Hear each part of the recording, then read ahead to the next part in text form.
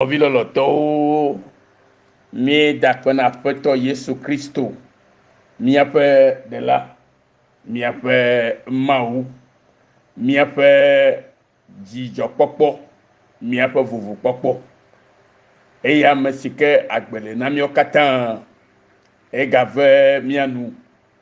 le lɔlɔ gã si wòɖo ne mía dometɔ ɖe sia ɖe egave na be ŋkekenyui ya gasu mía si míenɔ akpe dom nɛ ɖe esiawo ta eye wòhã edze be akpe ko nanɔ dadam nɛ elabe ewɔ edɔ manyagblɔ aɖe na mí ke wòhiã be ame sia ame nanyɛ eye wòadze si ale be míate ŋu akpɔ gome le edɔdasia me edɔdasi alo dɔ si ke aƒetɔ va wɔ ɖe mía nu hetsɔ agbe na mí ɖe míawo katã míɖo le ado dzesi ale be agbe ke le eme vovo ke le eme yayra ke le eme ŋutifafa ke le eme dzidzɔkpɔkpɔ ke le eme kple agbe mavɔ ke le eme la ne wòasu mía dometɔ ɖe sia ɖe si menye edzizizi wònye o vɔ enye enu si ke ehiã eya ta egbe sia gbe la mí kpɔtɔnɔ ekpete ɖo nya ɖeka dzi eye ame ɖewo agblɔ be nya ɖeka koe pastor ya ye gblɔna menye nya ɖeka yi o vɔ enya katã ƒe gɔmeɖokpe ya ye me ye dzi woatɔ tu exɔa katã ɖo ne gɔmeɖokpe mele asiwo alo meɖo gɔmeɖokpewo la ke exɔtutua mate ŋu ali ke o ta yina be mídi be ame sia ame nanya eye nadze si gɔmeɖokpe ke hiã ke dzi míatu nu sia nu ɖo ne míaƒe amenyenye katã nekpɔ blibodede ɖe agakpe sesẽ ma dzi ke ye memuna gbe ɖe o nɔvi lɔlɔtɔwo Yesu le nya ɖe gblɔ na o eye wònye nya sue vi ɖe ko ye medi be makpli wò hã egbe ya si ke le gbɔgblɔm le Yohanes ƒe agbalẽ 8 kpukpui amewo me afi ma míahe le be Yesu gblɔ nɛ bena ame si le tsi la afɔ ŋuti kɔklɔ koe hiã nɛ elabena eŋuti blibo la katã ɖi eye mía ŋuti ɖi gake menye mi katã o elabena enya ame si le eyome mɔ fiage la ŋuti wògblɔ bena menye miawo katã ŋuti ye ɖi o kpokpui ame ewo va yi ɖe 11 me nu katã Yesu Kristo gblɔ enya siawo ɖo evava me be Yesu Kristo klɔ afɔ na eƒe enusrɔ̃lawo eklɔ afɔ na eƒe nusrɔ̃lawo eklɔ eƒe nusrɔ̃lawo ƒe afɔ nu ka ŋuti wòklɔ afɔ na wo ɖo ehiã be ne wɔ esia ebe hafi ŋutitoto ŋkekenyui la naɖo esi Yesu nya bena yeƒe gaƒoƒo la ɖo vɔ bena yeadzo le xexe sia me ayi ɖe fofoa gbɔ la esi wòlɔ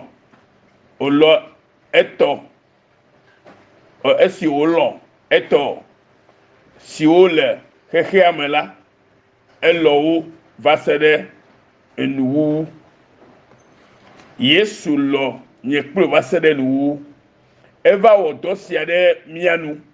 eye gake me ye wòdza dzo le yeƒe nusrɔ̃lawo gbɔ alo gamle susu be wòatsɔ eƒe agbe aɖo anyi ɖe xexea katã ta la ewɔ dzesi sia le ŋutitoto ŋkekenyuia dzi heɖe nu ɖe gɔme na yeƒe nusrɔ̃lawo le lɔlɔ ke ɖo na wo ta elabe ede fiabe yevabe yaklo wonti yevabe yaklo hihiame katanti ne hihiame na vocho edi popome eyata Yesu vado eye esi Yesu nyabena fofuacho nuwo kata de esi me eye bena maugbo ochova eye ogale maugbo yigela alléluia titre le nudo fea eye ode epe awu dadi eye ocho chi le tre alo chi kucha de asi ali tete otro echi de echi zelame eye ode asi efe nusolo fe afo ohun ti koklo me eye wole wo tutun ple echi leche si osade ali anzo ovado Simon Petro gbo eye agbro ne bena afeto we aklo afon nti na maha Yesu dongu ne globena nusika womele la menye fifia o ke emegbela ase egome ke emegbela ase gome meglobe ejijiami no maunya gloncho kude be amegbeto la trozi amejoje le Kristo me vogakela amegero me se gome hadewu eye amegero gbale di kembena amegbeto ke matemu ayore kobe itrozi amejoje o vo menye enye le gblomo bibla ye gblo enenema eye mi hle gedele enyawo bibla fe enyawo me eye o sogbo be mi matoma hlo katana mi lafia o wo ehia be apeto gblo na mi be le Yohanes fagbale me bena nenye be mi no ayefe nyame eye yefe nya ha no amiamela ekema mi trozi etoblibo apeto ke gblo na mi bena ne ojimicho maumela mi ma gatema wonuvo o Yohanes gba etame eto egblo nyamana mi Yohanes gba etagba chokuku igba heda side ke hame mi aklafima Yohanes gba etato kuku igba heda me wome mi aklafima Yohanes fagbalo nyanyu to agbona mi le Yohanes fagbale ta menyi pokui blato vo eneide blato vo adiame mi akle afima ne mi akpobe nusi okata feto glode de wa de lemeya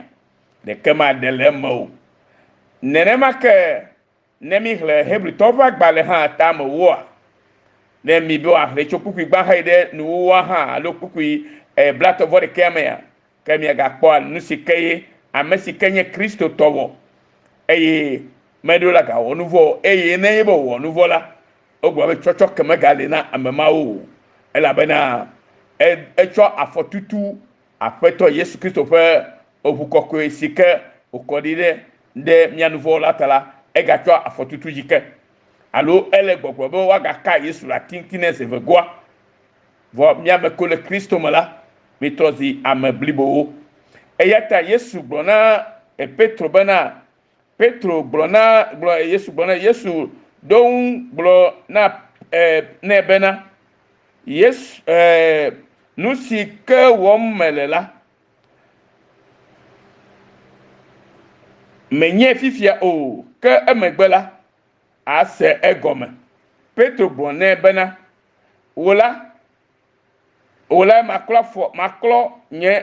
ola maklo nye afo nti akpo o Yesu ho eji ne bena ne nye meklo ena wo o la ekema mele gome adeke kpɔ ge le gbɔnye o ne aƒetɔ Yesu Kristo ƒe ʋu si wokɔ ɖi alo kpɔ ɖe ŋu si ke wɔ le fi ya ye gbɔgbɔ na Petro be nenye be mele xɔ nyaya dzi se o alo nu si ke le wɔwɔm mexɔe dzi se o la ke mate ŋu kpɔ gome le ye gbɔ o nenema ke wòle le eʋukɔkɔɖi me bena ne mexɔe se be aƒetɔ Yesu Kristo va ɖe yeƒe nu vɔ ɖa le ye ŋuti keŋkeŋ ye trɔ zi ame dzɔdzɔewo la mate ŋu kpɔ gome le dziƒofiaɖuƒea me o elabe Biblia gblɔ bena enuvɔwɔlawo mayi ɖe me o ke ame siwo trɔ dzi tso Mawu me ke womegawɔ nu vɔ o la woawoe le akpɔ gome le eme enu sia me geɖe menya o eye wokpɔtɔna alo womese nu si ke gɔme nye nu vɔa ŋutɔ kura o eya ta wonɔ agbedoxɔ me yim heva nɔ woƒe nu vɔwo me ʋum be yiwo Mawu netsɔ ke yiwo mebe mabia se be zenena ye miate ʋu miaƒe nu vɔ me na Mawu hafi wòatrɔ ke mi o ɖe minya miaƒe nu vɔwo keŋkeŋ ma alo Mawue nye tsɔ wu miawo ya migblɔ be nu vɔ si ke me mi dze la menye be nɔwoe fiɔ hafi ne dze me o wodzi mi gbakpli eye nye to maɖo vɔ nenye be wobe ame ɖeka ye meɖo to ye na mi trɔ zi nu vɔ o la ke wobe ame ɖeka hã va ɖo to ke nye Kristo la ye na be ame geɖewo trɔ zi ame dzɔdzɔewo ɖe ke enya la troa nya la metro o la eya ta nɔvi lɔlɔtɔwo Yesu Kristo gba le nu ɖe ɖem fia mi le fia ye le gbɔgblɔ na mi bena Yesu gblɔ nɛ bena ame si le tsi la afɔ ŋuti koe kɔklɔ ye dze nɛ eyama elabena eŋuti blibo la kɔ katã ɖi vɔ eye mia ŋuti katã kɔ vɔ alo eɖi vɔ gake menye miawo katã o elabena ame aɖe le wo dome ke nye Yuda Iskariot la de asi nɔvinye ne egbe nu le nyateƒea gbɔa ke egɔme be egale Yesu dem asie ma ebe Yesu nagava trɔ va ku ɖe yeaƒe nu vɔ ta ze ve ke alo zetɔ ke hafi yeatrɔ zi ame dzɔdzɔe Biblia gbɔna be esi ke wòatrɔ va zɔ la medze va trɔ va be yeatsɔ nu vɔwo agake o ke boŋ ava va kplɔ ame siwo nye ye tɔ la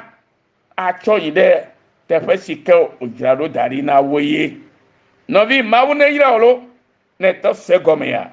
woayra wo ɖaa ye tɔ se gɔmea didi sia ye le Mawu si na miwo katã be miatrɔ zi Kristo tɔ nyateƒetɔwo gama me la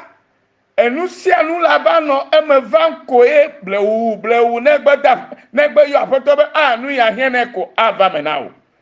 miaba yi dzi ne miagase gɔme nyuie ɖe Mawu ne yra mi be mitɔ ɖo to enya siawo le Kristo Yesu ƒe ŋkɔme elabe nenye Yesu ge ɖe ʋua me eye be nayi ɖe akpa kemɛ me ne le ʋua me kpli o la eʋua na etsi sese eya sese ƒo hã la Yesu la blu ɖe wo ta eye tete ɖoɖoe la zi le wo nu nɔvinye nenye be ele tsakatsaka le ɖokui me la nya be Yesu Kristo le eƒe ʋua me eye nenye be enya be meda le o la ke ne aƒutsotso le tsotsom ɖe wo agbeme la ke dɔwli na yɔe le gbedodoɖa me ase wo gbedodoɖa eye wòato na tsiaƒu alo wòato ne yaƒoƒo sɔsɔ bena wo ne zi ɖoɖoe ye ala gblɔ be ame ka gɔe nye sia o Yesue nye esia Kristo Yesu ke si ŋusẽ katã lea ye nye sia lo Mawu ne yra nɔvinye ɖe ne gayra wo ke le Yesu ƒe ŋkɔme amen Yesu yo yra Mawu lolo avɔdziɖula tso True Forgiveness Mission Australia ƒe egbe ne gase egbea wo yra ke ɖe le sia me le Yesu ƒe ŋkɔme amen.